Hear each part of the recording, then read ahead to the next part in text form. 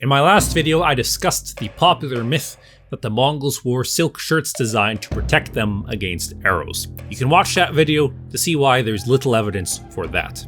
But you should not take that to think silk never had any applications in historical armors. Here, we're going to look at a few historical uses of silk in military equipment, which you can compare with the silk shirts of the myth. Some of these may even have influenced the belief in a simple silk shirt stopping arrows. Since a consistent part of this description of silk shirts used by the Mongols is that they were a Chinese invention, it's useful to start with some Chinese examples. Perhaps the most direct comparison we can make was to mianjia, which translates to cotton armor. Sometimes the first characters changed for one meaning silk wadding, though the pronunciation remains the same and they were used interchangeably during the Ming dynasty. This is a gambeson-like coat, a thickly padded jacket of cotton layers, perhaps with a decorative silk exterior. It was related to the well-known brigandine used in the Ming and Qing dynasties.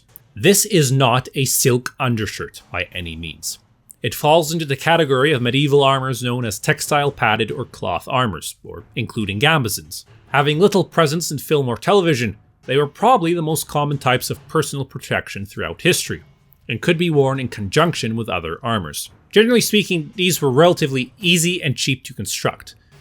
They were coats filled with layers of thick padded material like felt or cotton, whatever tended to be convenient and on hand. The Mongols had their own thickly padded coats known as hatang-a-dil, which could have metal plates sewn into them to make a brigandine. Many of the armors incorporating silk fall into this category, with the silk a layer within the coat, its stitching, or as a decorative exterior. These are not slim armors that will easily hide under your clothing, so they're quite a bit thicker than the simple silk shirt of the myth. Though not as durable as metal armors, they were still effective protection. For the mianjia, we have textual evidence of it being used as defense against arrows and even musket balls, as described in the official history of the Ming dynasty, the Ming Shi. A military treatise of the 1600s, the Wu Beiji, contains a description of the infamous Chinese paper armor, which is actually just another type of padded armor made of layers of paper, cotton, cloth, and silk, with the exterior mainly a thick cotton cloth. Again, silk itself is not the entire armor. You'd have the much cheaper materials making up the majority of the stuffing, with the silk dispersed in thin layers, lacing, stitching, or covering. When Casimir Zeglain made his bulletproof vests at the end of the 19th century, the same principle was applied. It was layers of wool, cotton, felt, silk, pasteboard, and linen. Another silk armor in the Chinese tradition is the juanjia, literally silk armor, and appears from the Tang dynasty onwards. Importantly, it is not actual armor to be worn into battle. It's a highly decorative costume made to imitate armor while being light, comfortable, and worn for ceremonial purposes or military parade by royalty, high officials, or elite units. Essentially, it's a silk robe in the shape of armor, for people who want the look, but not the weight of it. One of the most common applications of silk in armor was in decorative elements, especially lacing, as we see in lamellar armor, made as small plates which were sewn together. Similar in idea was laminar armor, which was bands that had to be sewn together. An individual could show his status by having these plates and bands fastened with brightly colored silk threads. Silk cords, padding, embroidery, and other bits to literally tie the armor together or decorate it were always popular. To emphasize here, in Chinese tradition, silk is either a component of armor or an accessory, but not the actual armor. Part of this is the cost of silk. A few silk highlights alone could show a man had some wealth or status.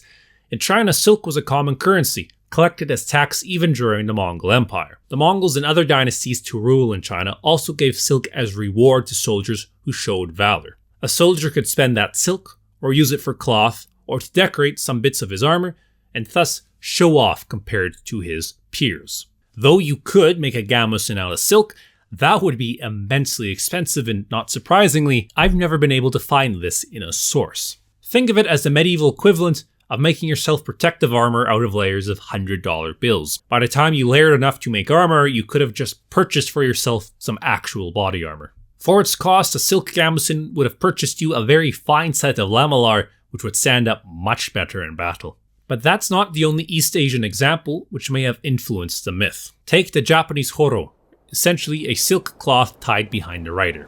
At a gallop, it would fill with air like a balloon. The idea of the horo is an obstruction in the path of the oncoming arrow, causing a reduction in the arrow's velocity some 1 to 2 meters before it hits the rider, whose armor would then absorb the remaining energy and leave the samurai unharmed. At least, that's the popular idea of the horo. In fact, it seems that, like the silk shirts and the Mongols, this is basically just myth.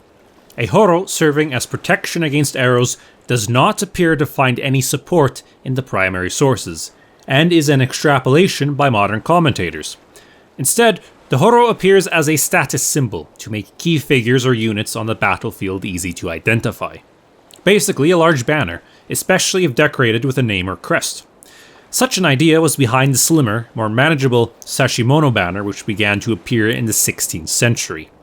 Here, for instance, you can see a 17th century Japanese painting in which horo are included with other personal banners, including sashimono. Given that a large, brightly colored horo would be quite obvious on the battlefield, and a rather expensive item too, naturally it identified the wearer as an important samurai. Indeed, such ideas are behind much of the extreme decoration we associate with samurai armor, which could never be described as subtle. Any arrow protection a horo offered would be incidental, and only really doing anything in one specific circumstance. Mike Lodes did an experiment with one which did apparently stop arrows, but it has disappeared from the internet. From comments I found though, it wasn't a great experiment, using a bow of too low a poundage and blunt arrows. Much like the experiment by Brian Olsen, the grouchy Mongol of the last video, arrowheads with proper cutting edges on them have little trouble cutting through silk. We find another useful comparison in late medieval Europe, in the form of the joupon.